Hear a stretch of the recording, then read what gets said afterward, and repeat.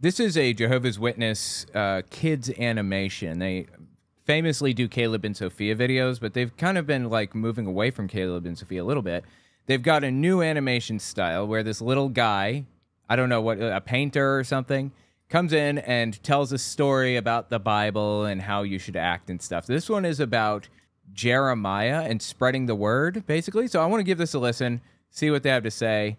Bound to be interesting. And then we're going to talk about a similar message coming from Caleb and Sophia.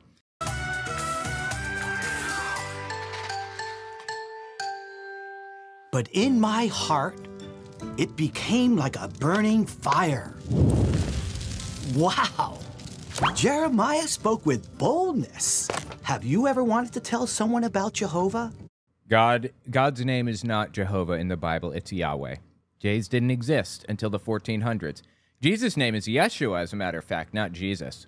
It just bothers me so much to hear Jehovah's Witnesses say the name Jehovah. It's like I cringe inside when I hear the name, you know? It's awful. But we're afraid? Lots have felt that way. Even the prophet Jeremiah. In Jeremiah's day, God's people were doing bad things.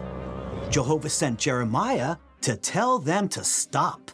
But Jeremiah said, I am just a boy, because inside, he felt he couldn't do it. So Jehovah promised him, do not be afraid. Dude, this animation is so weird. What am I even looking at? What's with these teeth?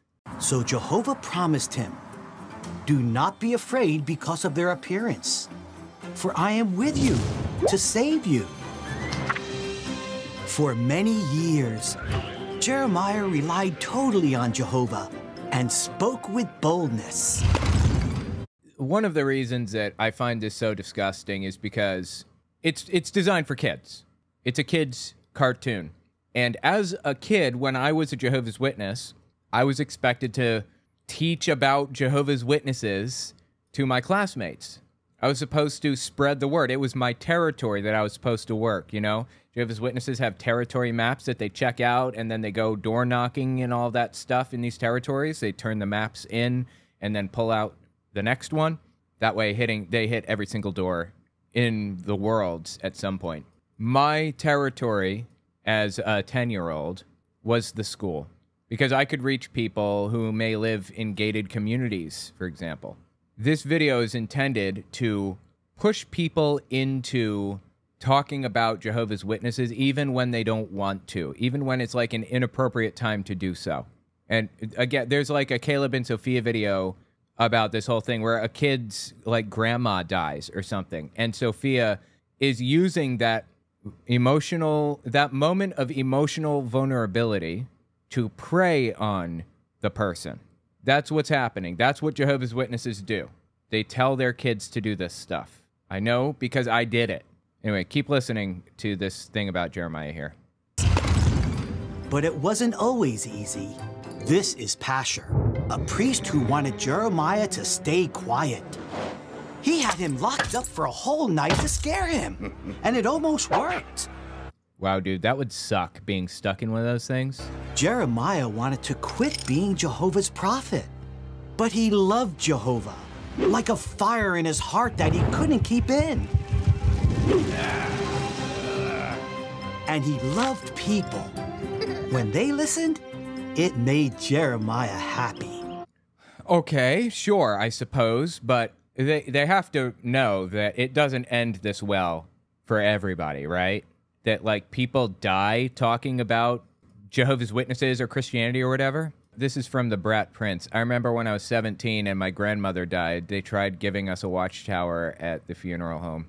Disgusting. Disgusting behavior, man. They prey on emotionally vulnerable people. It's not even that they realize it. Like, when I was in it, I didn't realize that's what I was doing. I thought I was helping. But the leadership has always encouraged people to do that kind of thing. It's wrong. Jehovah's friends rely on him. Dude, look at that metal cup of, looks like hot chocolate with marshmallows. My God, that looks incredible. Jehovah's friends rely on him and speak with boldness, just like Jeremiah did. Why not read more of his story and learn about other challenges he faced? No, thank you, good sir. Make time every day to learn from Jehovah's friends. That's going to be a hard pass for me. Nice little whipped cream mustache, I guess. Is that what it is? Froth mustache? Yeah. What do you think? How did Jeremiah become Jehovah's friend? Whom do you want to talk to about Jehovah? What can you say to help them become Jehovah's friend? Whom do you want to talk to about Jehovah? You're supposed to be finding somebody to talk to, right? What can you say to help them become Jehovah's friend? Like, I've covered this video a few times, this one that's coming up here, but I feel like it fits flawlessly in this conversation, and I feel like I can't pass up this opportunity to just mention it at least once. It's probably the most famous Caleb and Sophia video of all time.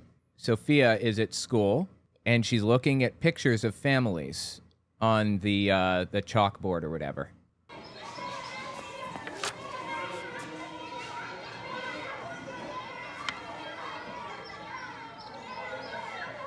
Two mommies. The gall, huh? Two mommies are exposing kids to their lifestyle choice, just like Sophia's mom is about to tell her to do to others, and just like Jehovah's Witnesses are telling kids to do with this whole Jeremiah story. I mean, these people aren't even in this Caleb and Sophia video. They're not even exposing people to their lifestyle choice. It's just drawing a picture of their family. Like, my God.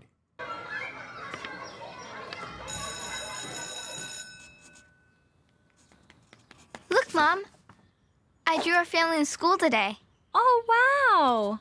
I didn't have time to finish Caleb's face. Like, she couldn't put down two dots and, like, a curve? Carrie drew two mommies. She told me they're married to each other. My teacher says that all that matters is that people love each other and that they're happy. Well, people have their own ideas about what is right and wrong. But what matters is how Jehovah feels. Well, Jehovah is fictitious, because that was never the name given to God in the Bible or anywhere else, except for Jehovah's Witnesses. But okay, whatever. He wants us to be happy, and he knows how we can be happiest. That's why he invented marriage the way he did. You mean one man and one woman? Exactly. You know what's funny about this? Marriage didn't even exist back then. It didn't exist when the story of Adam and Eve was being written, and it didn't exist when Jesus was on earth either. It didn't exist until way down the line. Look at Genesis 1:27. Jehovah created Adam and Eve, male and female. Then in Genesis 2:24, he said that a man will stick to his wife. Later, Jesus said the same thing. Okay, I'm not understanding where they're getting it's not okay to be gay from all of that. It's just describing what some people do. But some people don't get married at all. Is that wrong? Is it wrong to, like, live in a different kind of pattern than usual? Is it wrong to be different at all? Some people are asexual. They don't want anything to do with it. Is that bad? At no point did Jesus ever condemn being gay. Where are they pulling this, if not from their ass? Jehovah's standards haven't changed. It's kind of like going on an airplane. What would happen if someone wanted to bring something on the plane that wasn't allowed? They couldn't go on the trip. Yeah, just drop your gay off at the metal detector. Thank you. Right. It's the same with Jehovah. He wants us to be his friend and live in paradise forever. Seriously, this makes me cringe so hard. But we have to follow his standards to get there. At Matthew 7:13 and 14, it talks about the road leading to paradise. To get there, Jehovah says we have to leave some things behind. That means anything Jehovah doesn't approve of. But I want everyone to get to paradise. So does Jehovah. And here's the relevant part. Ready? And you know what? People can change. Yeah, you don't have to be gay anymore. You can change. That's simple. That's why we share his message. So, what can you say to Carrie? Well, She's telling her to talk to Carrie about how being gay is wrong. Just some random kid at school. Okay, this is what was being, like, outlined in this Jeremiah animation or whatever. They're reinforcing it here. They're telling kids to tell their classmates that being gay is wrong right now. could tell her about the paradise. I could tell her about the animals and the resurrection. That's awesome. No, it's not. Let's practice. Anyway, that's Caleb and Sophia. That's Jehovah's Witnesses' position on it. But there's one other thing I wanted to mention here. I actually wrote a book titled Understanding Jehovah's Witnesses. It's all about kind of their belief system and how they operate, their culture, their history, their everything.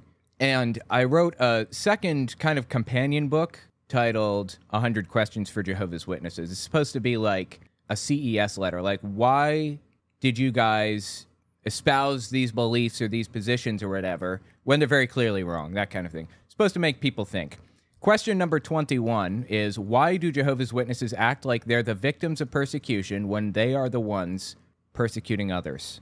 Here's what I wrote in my book about it. Jehovah's Witnesses tell a story about persecution in a 2023 watchtower. So this isn't that long ago. This isn't like a 1987 watchtower. The story is far-fetched at best, but it clearly portrays how Jehovah's Witnesses feel about gay people.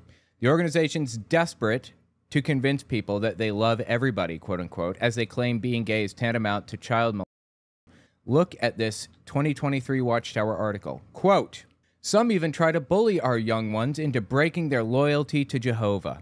This whole article is about being extremely public about being a Jehovah's Witness. It's like a requirement. Note, for example, what happened to a young man named Graham, I think is how it's pronounced, who lives in Australia. He faced a challenging situation when he attended high school. The teacher asked the class how they would react if a friend confided in them about being a homosexual. Really? I'm sorry, man. I don't believe that. I don't believe that would ever happen. A teacher putting kids on the spot to see which ones supported people being gay? Really? No. But okay, let's keep reading.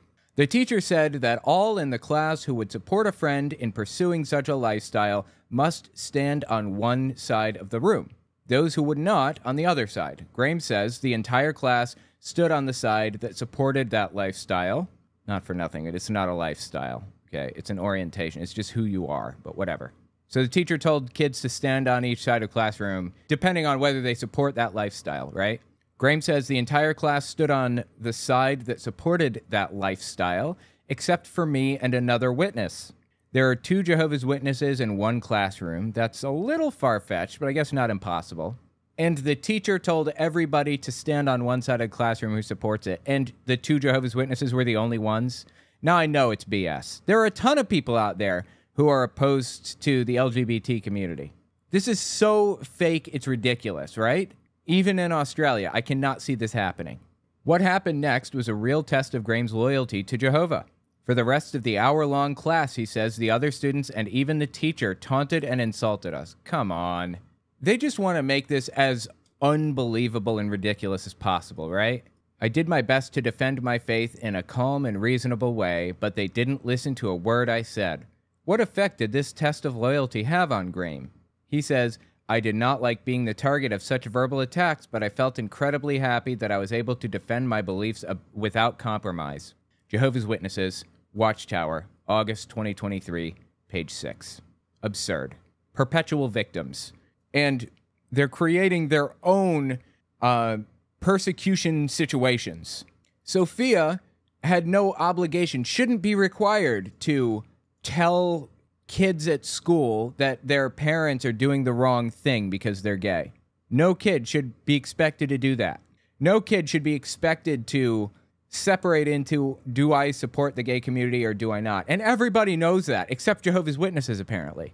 Disgustingly, Jehovah's Witnesses have found opportunities to emotionally manipulate other kids in class. Again, like I did this when I was little.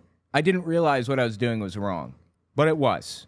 In this Caleb and Sophia video, this girl lost her grandmother, I believe, and she's like really down about it.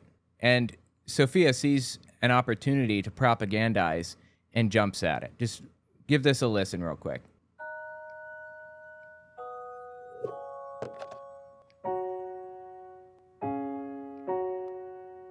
Beautiful animation.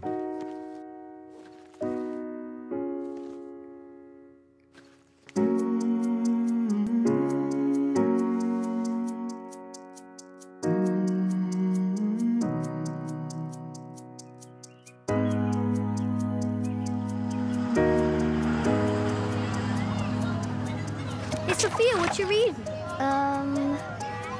See, she's ashamed, and she shouldn't be. That's wrong in their eyes.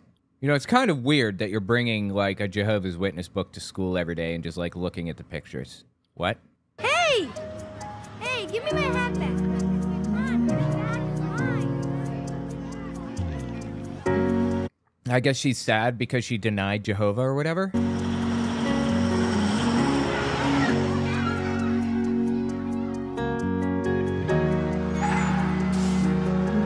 So it's Jehovah will help you be bold.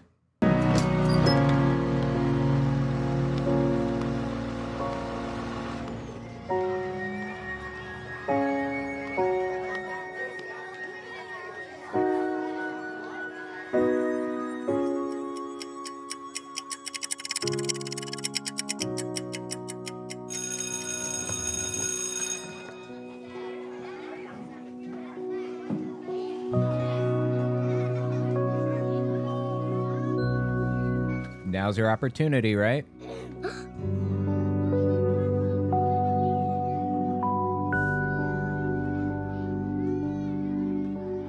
She doesn't have the courage, I guess, is the point, right?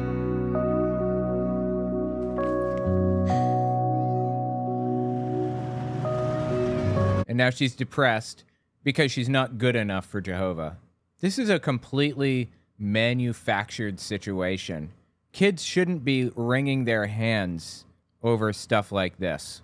It's just sad. And I remember it. I did it too. I wrung my hands over not being good enough. I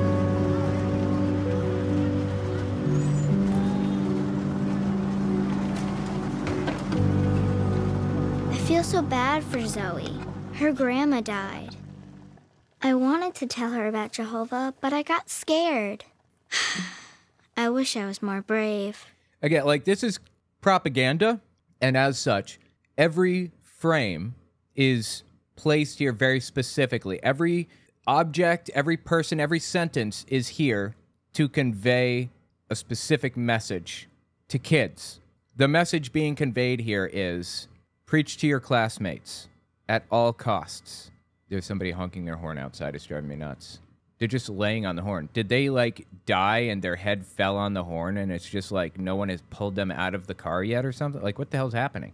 The message in this one man, one woman video wasn't necessarily preach or else. It was more being gay is wrong and you should drop it off at the airport like it's a luggage or something. But that was a component of it, right? Sophia, you can be brave. Tell you what. Let's work on a little project together.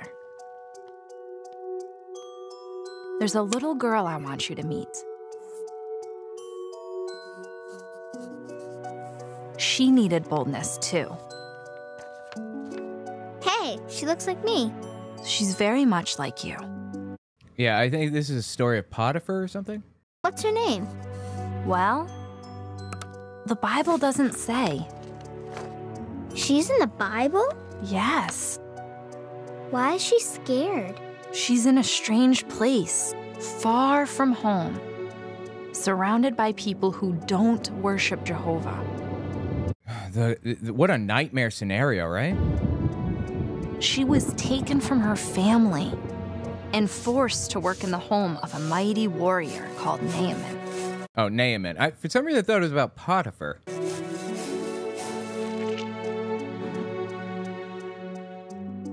Life as a slave was very hard, especially for a little girl.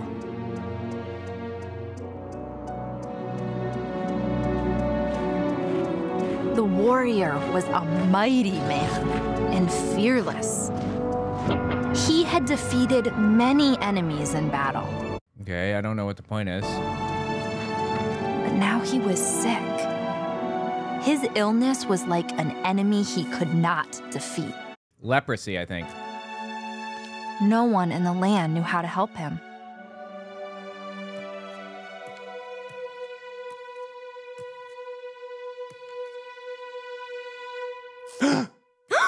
What are you staring at? Get back to work. What, apparently the kid isn't supposed to be around the master here?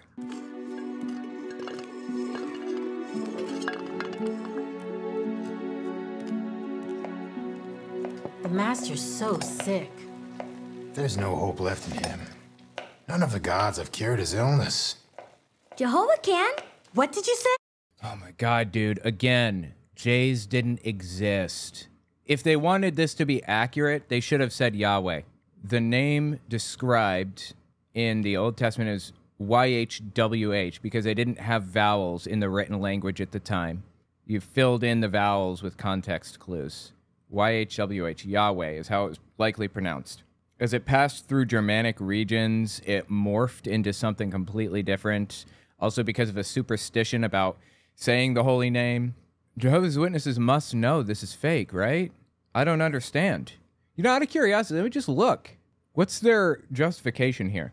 Is the name Jehovah new to you? It may well be, because many translators of the Bible use God's name sparingly, if at all. It's because there was a superstition about not saying the holy name. They thought it would bring a curse on you or whatever, blasphemy, you know? So as the translations released over the years, when vowels were added to the Hebrew language, it was just a series of dots and squiggles that could be inserted in the original documents without having to rewrite anything. And they inserted the vowels for the word Adonai, meaning Lord, instead of the name Yahweh, instead of the correct vowels for Yahweh. That way, when somebody reading that language comes across it, it's impronounceable nonsense, so that they know, oh, I'm not supposed to say this. Inserting the vowels for Adonai made the name Yehovah. It was an intentional deception to prevent people from saying it. As it passed through Germanic regions, it morphed from Yehovah to Jehovah because Y's and W's are pronounced like J's and V's. That's where the name came from, actually. It says here, they often replace it with the title Lord, yet God's name actually occurs some 7,000 times throughout the original language text of the Bible. No, Jehovah's Witnesses in their Bible have replaced the word Kyrios, I think it is, in Koine Greek. They replaced the word Kyrios with Jehovah, even though the word Kyrios meant Lord. At no point ever does the name Jehovah or the holy name or whatever appear in the New Testament, ever. The only form in which it's even hinted to is through the word hallelujah, hail Yahweh, if you will. Anyway, I think that's only like once or twice in the book of Revelation. I don't remember. So they're just like fabricating this information here. It consists of 4 Hebrew consonants corresponding to YHWH or JHVH. No, they don't correspond to JHVH at all. Where did you get that? It's YHWH. Has historically been rendered Jehovah in English. No, it was rendered Jehovah because it was spelled phonetically after passing through Germanic regions. It was modified to prevent people from saying it correctly and then pass through Germanic regions. How can they justify this? What the name reveals. The name uniquely identifies God. Okay, as every name does, I suppose. Identify people. Many scholars conclude that the name Jehovah means he causes to become. Many scholars, interesting. Is that the name of the scholar that they got that information from? First name many, last name scholars? Wild name. I appreciate that they give us the sources to their claims, right? That's so nice. Many scholars. Now I can look it up myself. I have no idea what they're talking about. He causes to become. Only place I've ever heard that was from Jehovah's Witnesses. Jehovah God gave insight into the meaning of his name when he referred to himself with these words spoken to Moses. I will become what I choose to become. Okay. God's name thus conveys more than his role as a creator who causes all things to come into existence. His name expresses his ability to cause himself as well as creation to become whatever is needed to achieve his purpose. Okay, I'm not seeing anything in here about why they use the name Jehovah instead of Yahweh. Where did God come from? That's completely unrelated to this question. They didn't answer the question. What is God's name is the title of the article, and they didn't tell us anything. They didn't give us any evidence or sources to look up or anything at all. Anyway, God's name's not Jehovah is the point. His illness. Jehovah can. What did you say? I said Jehovah. Never say that name here. Don't you know where you are? We don't worship your God of Israel. These are our gods. Are they a tchotchke-based culture, I guess? But I was just... You must learn to keep silent.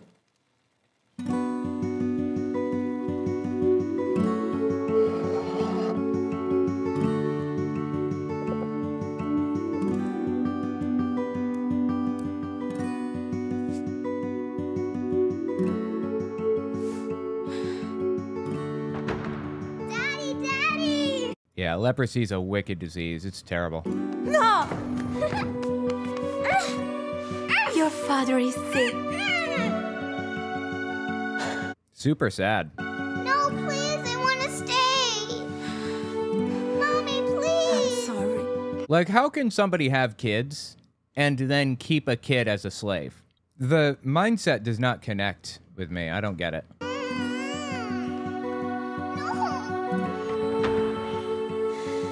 Oh, my dear. Master, I know what can help. What? Never say that name here. You must keep silent.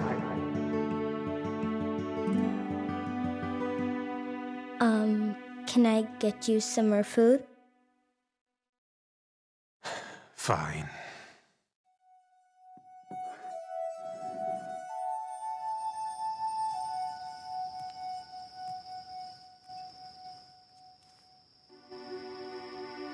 Jehovah, I'm scared. I miss my mom and dad. Mom told me I could always call on you for help, but nobody here wants me to talk about you. Jehovah's Witnesses believe that there's a continuous unbroken line of basically Jehovah's Witnesses. Ancient Jews were Jehovah's Witnesses, basically. I mean, they didn't call themselves that, obviously, but they were God's people in the same way that modern Jehovah's Witnesses are God's people. And that's just, like, so wild to me. They've retroactively rewritten parts of the Bible to contain words that aren't there, names that are not there. It's just insane to me. But nobody here wants me to talk about you. Jehovah, I know you can help Naaman. Please make him better so he could play with his kids. Please help me be brave so I can tell him about you.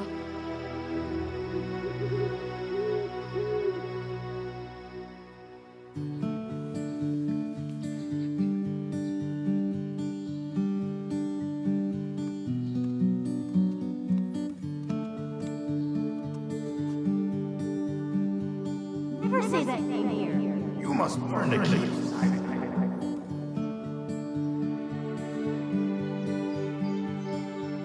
I know who can help your husband. Who? Jehovah, the God of Israel. God, it makes me cringe so hard. It's terrible. My God. His prophet can heal your husband. He must go to him.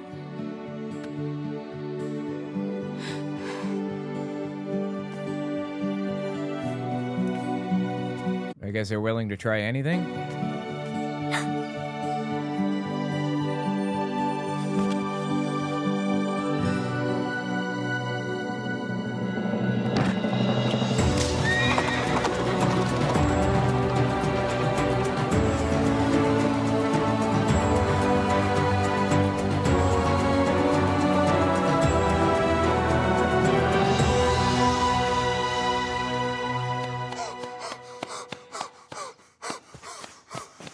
My lady!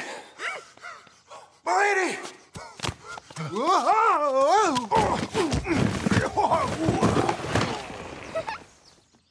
Okay, a little slapstick for the kids, all right? The master has returned!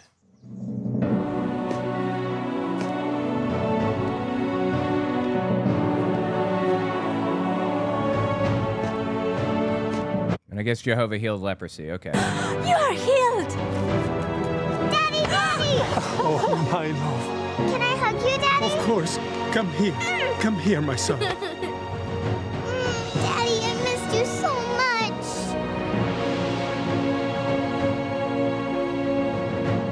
So now they're going to release this girl as a slave, right?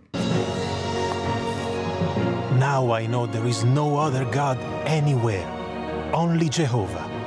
This is so painfully stupid. Why can't there be multiple? Can't there be multiple gods? Maybe Jehovah is like all powerful but there are some others that represent whatever. Why did he suddenly turn to a monotheist? Thank you, little one. Thank you for telling me about him.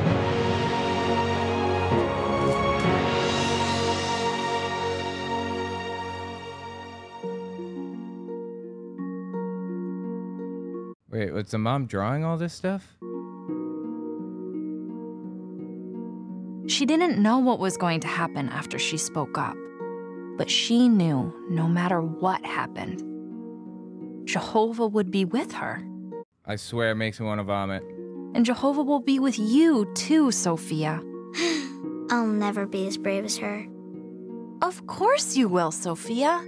You just need a little practice. And then you will be bold too. Do you remember what we're doing tonight? Wait, look at the mom's eyes here. I mean, this is a little off-sided, but look at this. Is this makeup that she put on her eye here? Is that what this is? Family worship? Right. Maybe tonight we can make a pretend classroom in the kitchen. I can be Zoe. And Dad and Caleb can be the other kids.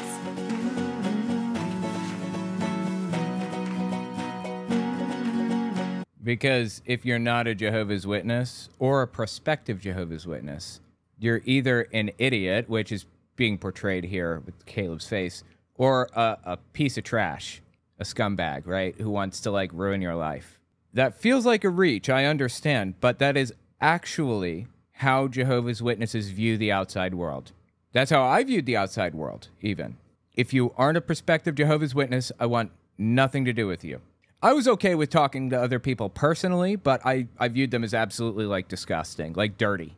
You know, I don't want to hug them in case something grows on me. I obviously don't view the world like that now, but it took a lot to kind of break out of that backward mindset that was programmed into me from a young age. You can practice being bold with us. And then tomorrow, you'll be all set for Zoe.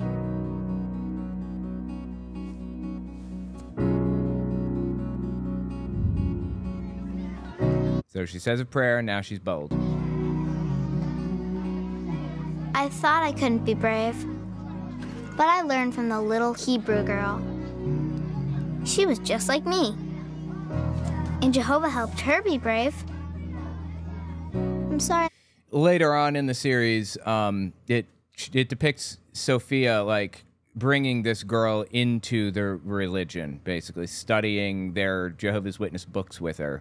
So I guess that this is like the foundational event that took place or whatever to cause that. I'm sorry about your grandma. This is for you. It will help you feel better. Thank you. See ya. Bye. God, their animations changed so much.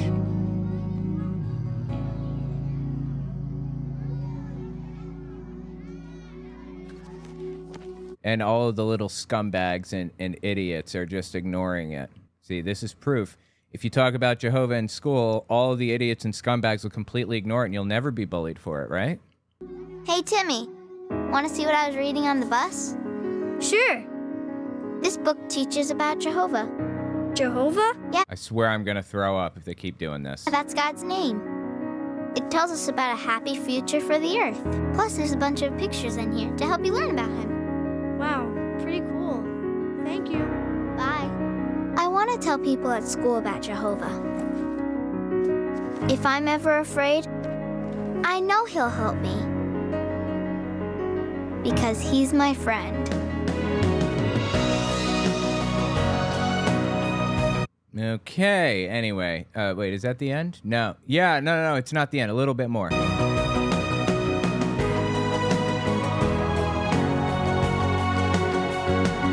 Is this the kid that Caleb was based on? This kid on the right here? Is that what this is?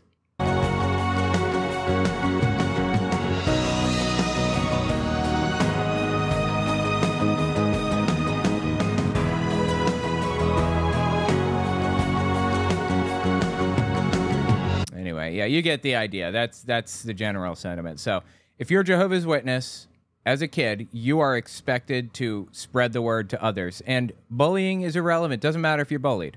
As they said in that Watchtower from 2023, Graham, apparently, was relentlessly bullied, but proud of that fact. Anyway, tell me what you think about it in the comments.